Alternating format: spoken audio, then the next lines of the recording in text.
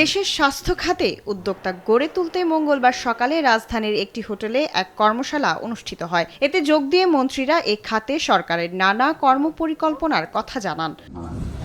স্বাস্থ্যমন্ত্রী সরদার সাখাওয়াত হোসেন বলেন, স্বাস্থ্যসেবা নিশ্চিতে প্রতিশ্রুতি অনুযায়ী কাজ করছে সরকার। জানান, নতুন অর্থবছরের বাজেট কার্যকর হওয়ার সঙ্গে সঙ্গে গ্রাম পর্যায়ে প্রাথমিক স্বাস্থ্যসেবা সম্প্রসারণের কাজ শুরু হয়েছে।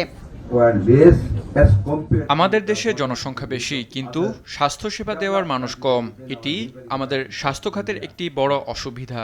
এ সংকট মোকাবেলায় সরকার তরুণ স্বাস্থ্য উদ্যোক্তাদের উৎসাহিত করছে এবং স্বাস্থ্য খাতে নতুন উদ্ভাবন ও উদ্যোগকে গুরুত্ব দিচ্ছে।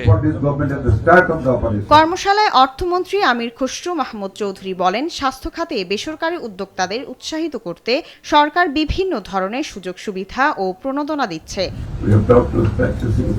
সরকারি চিকিৎসা ব্যবস্থা কিছুটা পিছিয়ে আছে, তবে সরকার তা সমাধান করার চেষ্টা করছে।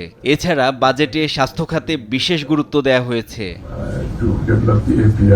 উপযুক্ত পরিবেশ ও কার্যকর নীতিমালা নিশ্চিত করা গেলে দেশের স্বাস্থ্য উদ্যোক্তারা আন্তর্জাতিক অঙ্গনেও সফলতা দেখাতে পারবেন বলে জানান মন্ত্রীরা। এ ব্যাপারে সরকারি ও বেসরকারি সব পক্ষকে সমন্বিতভাবে কাজ করার কথা বলেন তারা। শায়লা খান, দেশ টিভি, ঢাকা।